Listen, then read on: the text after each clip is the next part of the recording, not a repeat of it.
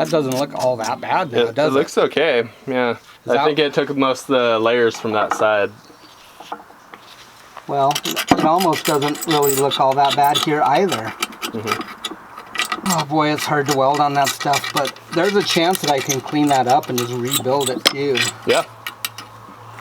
I mean, it's worth a try, right? Yep. Like, you're either gonna make it work or not.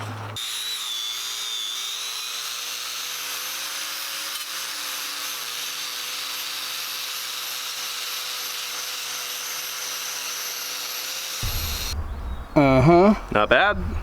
It's all right. It kind of looks like original casting. You can see it had a nylon bushing in here. This end's busted out pretty far, so I'm guessing that there was a groove for that O-ring that was up at the top of the shaft that goes through here. So there's probably a relief for that O-ring at one time, and that's what made the seal. So new Freeman hatches. I haven't actually been able to find the parts for this anywhere online, or seen this kind with this inset here and the screws. The new ones, this is just part of the hatch, and then there's a hole board in there, and it's got a shoulder on it, and there's a plastic insert that goes in there that's got 1 or 2 O-rings in it. I don't know, but it does have a couple of at least 1 O-ring in it, and you can replace that. You can press that out and replace it.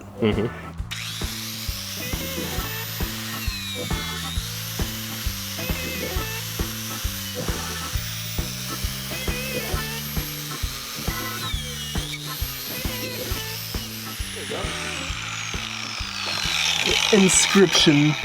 Oh, what's it say? Serial number on there. Freeman hatch. Designed by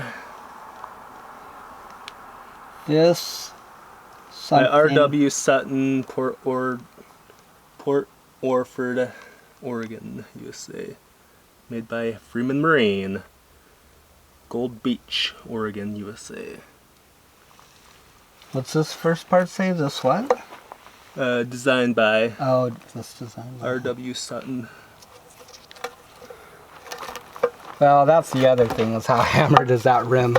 Yeah. But like I say, we can always keep it for trap fishing too. So. Yep, for sure. You would still need to lock it down for sure on that, or the water would just float it right off the top, even though it's aluminum, but the pressure would push it right out. So, yeah. Clean her up, see how it looks, huh? At least rehabilitate it for the short term. Alright, so we'll just pop this bushing out of here. And nylon bushing, I'm guessing. It's got a little washer and a bolt to register it on there and give it a good whack. Shouldn't take too much. There it goes. Alright. That's weird looking. Oh yeah. That thing is a wreck. It's pretty roached, I'd say.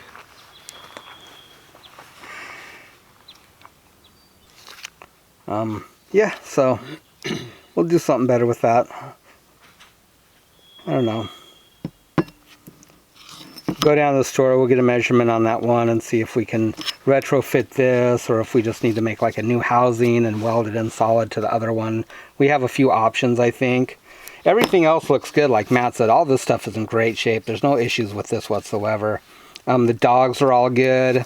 It hasn't been abused, because what happens if you have your dog set too tight, the part that actually goes underneath the hatch ring, you'll end up bending those dogs and you'll damage those dogs. If they're straight and everything, that means that they haven't been put in undue stress. Matt looked at them. There's no cracking. These are the dogs here. Yeah. So this part actually, as you turn the handle, this part slides in and out, and it gets captured under the hatch ring like this. So if that bolt is too tight right there, and this hits the hatch ring and it can't go, and somebody forces it, it'll damage these.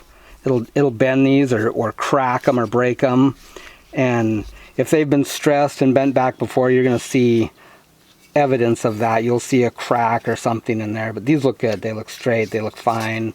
The sockets that they go into, this stuff all looks like the day it was cast. Really, you can see the casting marks in there. Yeah, that's not pitting, that's casting. It actually had really good grease on it, so that's really good.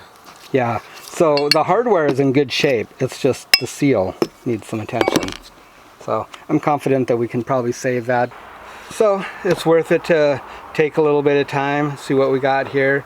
At least try and recondition it and reuse it. In worst case scenario, we'll keep it for crab fishing, because we'll have to let water come out of that fish hole. You're pumping water in, it's got to go somewhere. It's got to come out somewhere. So if worst case scenario, we're not confident that we can make this seal up and be safe and watertight, then we'll just use it for our hatch on our main hold. And it's not as critical right there for crab fishing. Now we need to come in here and start rebuilding this section right here that holds the sealing gland that seals on the stainless shaft, which is part of the handle. So we're really hoping that we can save this guy. These are about $1,000 new. So it's worthwhile to take a little bit of time, see if we can get in here and clean this up and rebuild it. This is like the old yoke that used to be in here, and the seal that went through that sealed against the stainless handle right here. This is how it looks from the upper side here. You just kind of roll it over here. So your shaft extends through the bottom. And then, like I say, this is a sealing gland right here. And normally on newer models, I think this was an older model. I can't even find the parts for this. So we're just kind of going to retrofit this. This is a seal for them. And this is what you'd find in a modern one. This is just pressed into the aluminum bore, and then the shaft goes through it. There's an O-ring on the inside. I think there was something similar on there, but maybe without the stainless sleeve right here. I think it just had the plastic and the O-ring. At any rate, it was all busted up and hammered. So that would be positioned inside of this part right here. And then over the top of that you have a cam. And from there on you have your dogs that come across all your arms right here. So this would be positioned like that. So you have these 4 dogs all the way around, and when you turn the handle one way, it opens, allowing it to clear a metal ring, the hatch ring that's mounted on your deck. And then when you lock it back over, it comes over, and there's nuts here to hold this down, but it basically forces these dogs on the underside of that ring, and it compresses the hatch down. There's a rubber seal that goes in this groove, and then that's kind of really basically the gist of it right there. So our plan going forward here, and hopefully we can save this thing, is that we have to get this mounted in here somehow. I'm looking at this, we got a lot of corrosion on the back side of this. I don't think that I'm going to want to try and reuse this particular piece. I just don't think that we'll be able to weld this in here. I don't want to go back and just screw this in like it was before. I don't think it's a very good setup. They, relied on sealant here. Plus the seal doesn't fit in this bore. It's not even close. So my plan is just to take some 3/4 inch stock. I'll cut a circle in it, and then we'll bore a hole, and we'll put this sleeve in there and weld that in. We'll start fabricating up a new housing for that, and get a hole bored in it for the sleeve. And then at that point we'll come in here and we'll get this all cleaned up and hopefully just be able to weld that in there.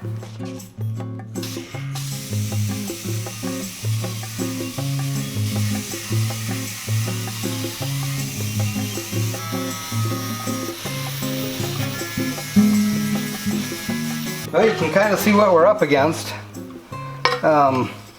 There's a lot of corrosion in here. This other metal looks like it's going to clean up pretty good. Pretty good shape on the bottom, except for some bad corrosion and pitting in a couple of spots along here.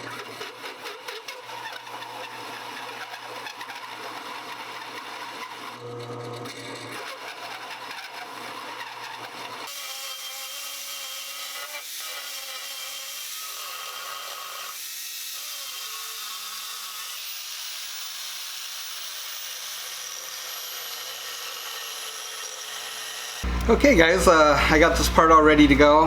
I got these surfaces ground up real good. There might be a couple little pockets of corrosion in there still, but if we have any porosity coming out of the weld, which I expect we will, I just have a little piece of stainless plate I'm going to put on the back side of this and register this plug off of it so it's parallel and flush with the surface on the back. This is where the cam goes, so it's probably more important than the other side where just the handle goes through. You know, as far as the hatch goes itself, it doesn't show any signs of fatigue, and that's important. None of these reinforcing ribs are cracked. There's no cracks on the yoke right here or any other part. Just got some initial tacks on here. The good news is that this parent metal on this hatch is puddling up really nice. There's hardly any contaminants coming out of it, and I went back over that one and hit it again. I think maybe I was just a little light on filler material on these others. That's not a big deal right now because we're gonna grind these out a bit more. We just need to get this held in place right now. So folks might be wondering why we are going through all this work for this tank. The biggest thing is that to have everything pulling off a little tank like this, it's definitely not ideal for any vessel, especially if you're running any kind of equipment out on deck or your anchor winch or anything. If a guy were to break one of those lines, by the time you got down in the engine room or to the control to turn the pump off on this tank, it would probably be empty. And now you have the problem that you have no steering on your vessel whatsoever until your repairs are made and the tank is refilled. We're building a larger dedicated hydraulic tank for all of our equipment, all of our machinery, winches, haulers, crab blocks, that sort of stuff, the anchor winch, all that'll come off of a bigger, larger tank, which is more ideal because you've got more oil, which means it runs cooler, and this was definitely not a good setup. So that's why we're here, and that's why we're rectifying this. So I'm going to get you guys set up on a tripod here, and we'll show you where we're at and what we have left to do here. So there's nothing real special about this tank. It's just a steel tank. You can see the smaller one. So this used to be the fill cap. Now it's going to be the suction. And we'll just leave this plug in here for a drain if we ever need to empty the tank and flush it or anything. Doubtful, but it's always nice to have something like that there. The tank needs a suction line to go to your pump, and then it needs a return line for the fluid to return back to tank. We'll be installing a drop tube. And so this is just a flange that you can pick up, and it's for any kind of tanks, a steel tank, hydraulic fuel tank, whatever. This is a 3/4 inch fitting that we're going back into. That is the size of the outlet of our return line filter, which we'll have on here. I am going to leave this port on this side just in case I need it in the future for something. But if we turn this around, you'll see where we've already started our modifications on the other side. I just did, some of this was done down on the boat, so if you didn't see that video, maybe jump back on the playlist and check it out. So this did have a port here. I've already gone in and I removed the flange, the threaded fitting that was in there, and put in a piece of material. Actually, the hole from this that I cut out, put it back in there and welded it. I just need to hit it again real quick with a little more filler rod, and we'll face that off and it'll be nice and smooth and leak proof. I'm TIG welding all of these fittings in. You could certainly do it with stick weld or MIG weld. I like TIG welding on tanks because you're melting the base metal and you're adding filler, and it's really easy to see if you have any porosity, any pinholes, anything like that. You can literally just go back over them and fuse that metal and melt it and close them up. So it's a super nice way to ensure that you don't have any leaks when you're done. So I did fab this up off camera, and so this is going to be my drop tube here. I'm going to come in here and knock the rest of this paint off of it. I am going to drill a few holes on it too, just to allow the fluid to go out. So we've already got our elbow, our drop tube welded to the flange. Now this will just fit right in that hole and go in and then weld it out like that. And that creates support for our filter to go into.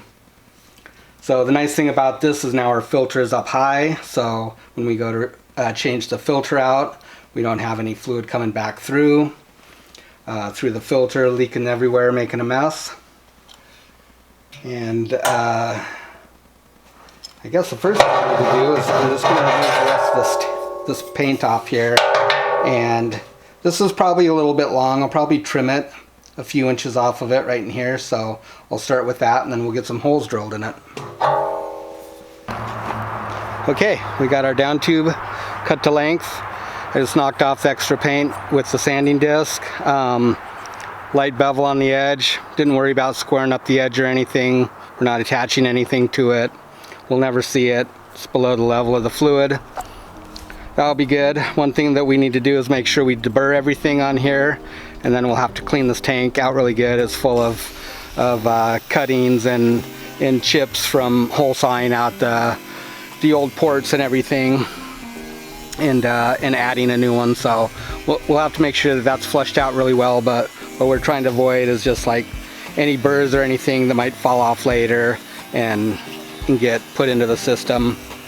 This tank, we do have a strainer on the suction line that goes to the pump, so it should catch any big particles, but we still want to keep it as clean as possible.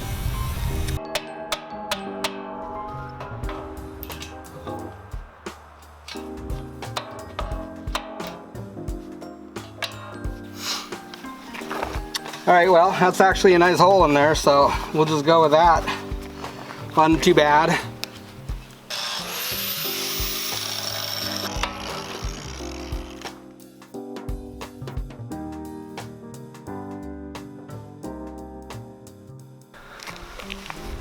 So next up, we'll go grab our plate and punch a couple plugs out of it. Also need to make a small one for this port down here on the front that we're going to fill. And we'll get those cut and prepped and start tacking them into place. Although I reckon I should clean this tank out first. Okay, these are the hole saws we're going to use to cut some plugs. Had a piece of material kicking around the shop, so that's nice. Oh, maybe use a hand drill here, I think. Before we use a hole saw though, we'll go ahead and put a pilot. If you do that, if you drill it with the pilot with your hole saw in there, what happens a lot is the second that plunges through and that hole saw hits it, it'll twist and bust your pilot bit. So, word to the wise, usually best to punch those out first.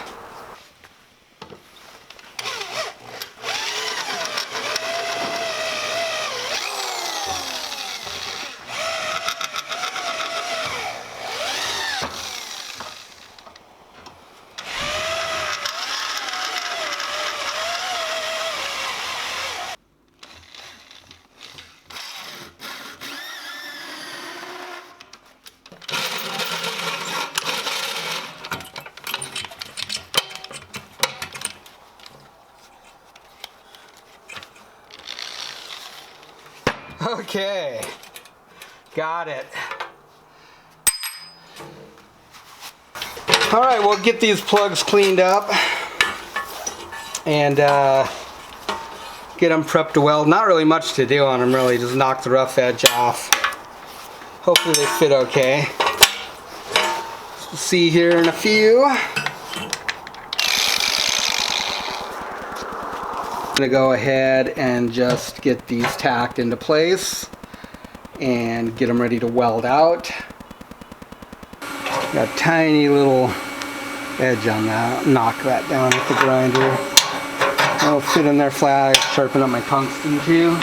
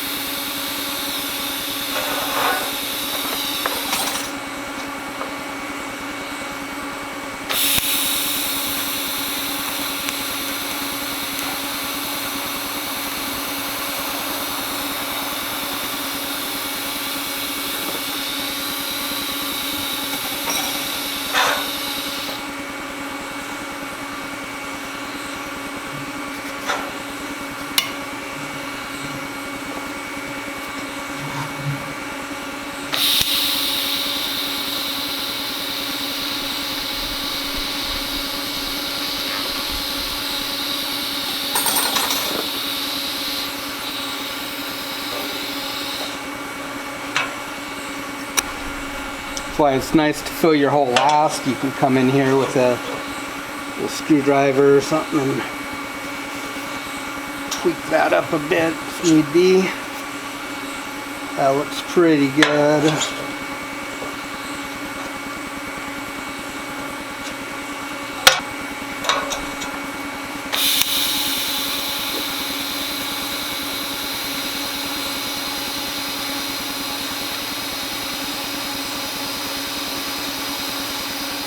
Alright, that looks good. We're just letting this kind of keyhole right here and just adding some filler rod when we need it. So I'm going to go ahead and get this all welded out. You guys probably can't see much, but that's just kind of the process I'm using. So I'll do the same thing with this. We get it tacked up and weld this out.